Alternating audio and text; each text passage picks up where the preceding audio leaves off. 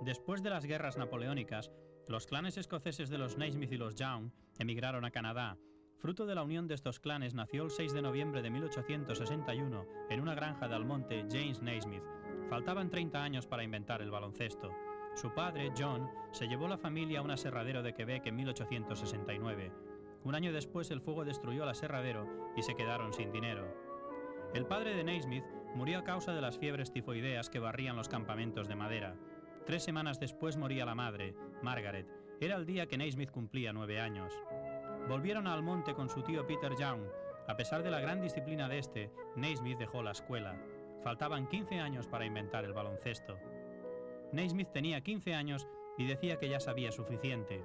Trabajó la madera en invierno y la granja en verano. Era un hombre de campo, de lenguaje ordinario, que por las noches tocaba el violín. Mantenía a sus 2 hermanos menores. Se convirtió en un musculado bebedor de whisky. La vida era dura en la frontera. A los 20 años dejó el whisky y volvió a la escuela para su segundo año de estudios. Faltaban 10 años para inventar el baloncesto. En 2 años estaba preparado para la universidad. Se comprometió a estudiar y trabajar la granja en verano y prometió ser ministro presbiteriano. La Nochevieja de 1884, su hermano Robbie tuvo un terrible dolor de estómago. La hermana, Annie, intentó el habitual remedio casero de las sales medicinales. Robbie murió de apéndice perforada. En la universidad descubrió el deporte, debutó en el rugby, en una semana era titular, jugó el primer partido indoor en el Madison, inventó el casco de rugby, se graduó como uno de los 10 primeros de la clase. Fue seminarista, pero dejó la Universidad Presbiteriana, firmó con el IMCA y se fue a Springfield, un año antes de inventar el baloncesto.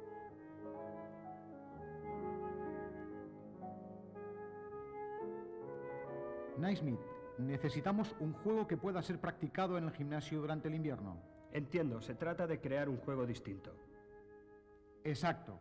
Usted es un joven inventivo. Alguien que se enrolla vendas alrededor de la cabeza y lo llama casco de rugby será capaz de conseguirlo. Pero no olvide que somos una organización cristiana.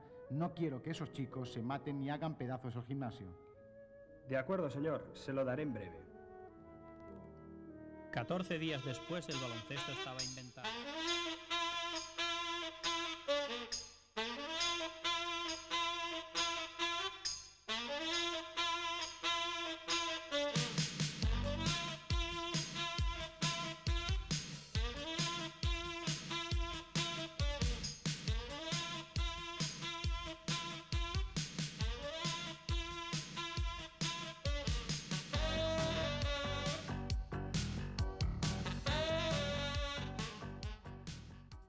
La Escuela para Trabajadores Cristianos del IMCA estaba en la esquina en la que confluían las calles State y Sherman de Springfield, Massachusetts.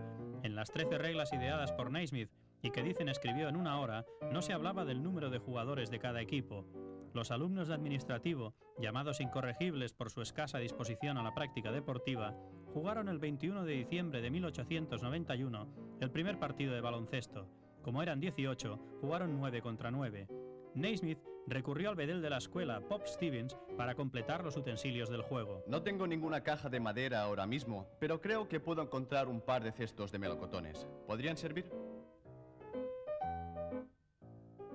La altura de la baranda que rodeaba el gimnasio decidió los 3 metros y 5 centímetros que nunca han sido cambiados.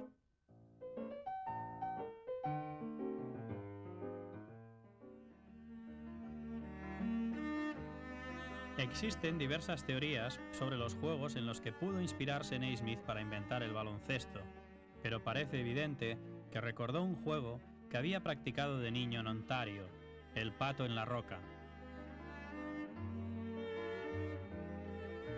Consistía en colocar una piedra del tamaño de un puño encima de una roca y lanzando otras piedras derribarla. Madurando esta idea, inventó el único deporte genuinamente americano. Se lanzaba desde unos 6 metros de distancia. Los mejores tiraban en arco. Naismith solo jugó al baloncesto 2 veces, el primer partido con público y 7 años después en la Universidad de Kansas.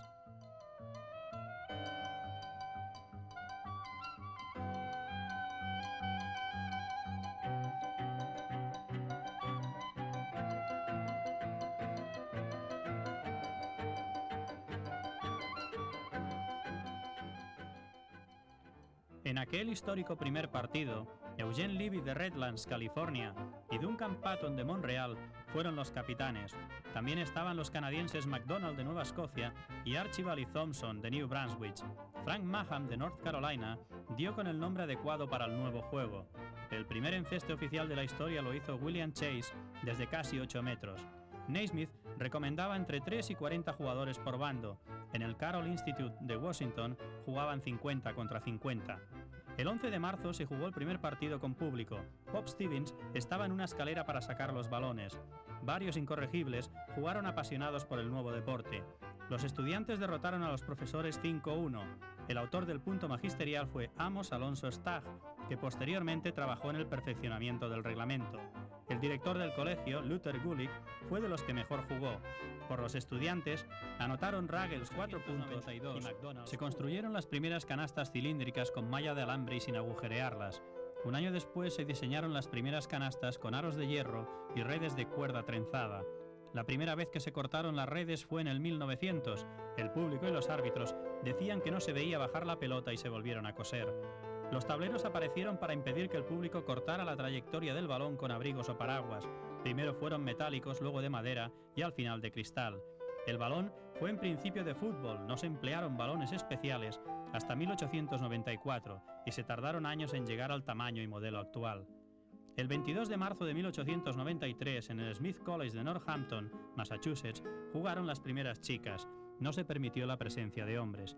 La madre del baloncesto fue Senda Berenson, directora de educación física del Smith College, que visitó a Naismith y quedó prendada con el nuevo deporte. Los juegos eran tabú para las mujeres, pero este se consideró fino y educado. En algunos partidos se reunieron 12.000 aficionadas.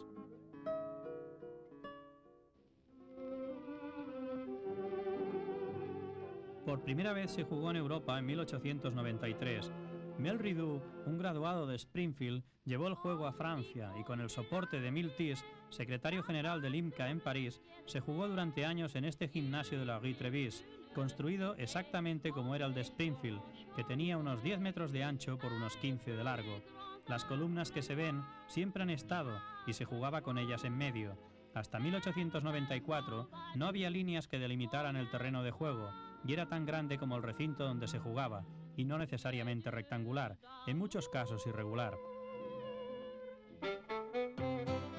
El 9 de febrero de 1895, la Escuela Estatal de Agricultura de Minnesota ganó a la Hamlin de St. Paul en el primer partido universitario por 9-3. Jugaban 9 contra 9. El mismo año, California y Stanford protagonizaron el debut del baloncesto universitario femenino. El 16 de enero de 1896, la Universidad de Chicago venció 15-12 a la de Iowa en el primer partido universitario con 5 jugadores pero sin sustituciones. Poco después, se tiene noticia del primer encuentro profesional. El escenario fue el auditorium del Templo Masónico de Trenton, New Jersey. El taquillaje reunido permitió un reparto de $15 a cada jugador. El capitán, Fred Cook, cobró $1 más por haber diseñado los equipajes.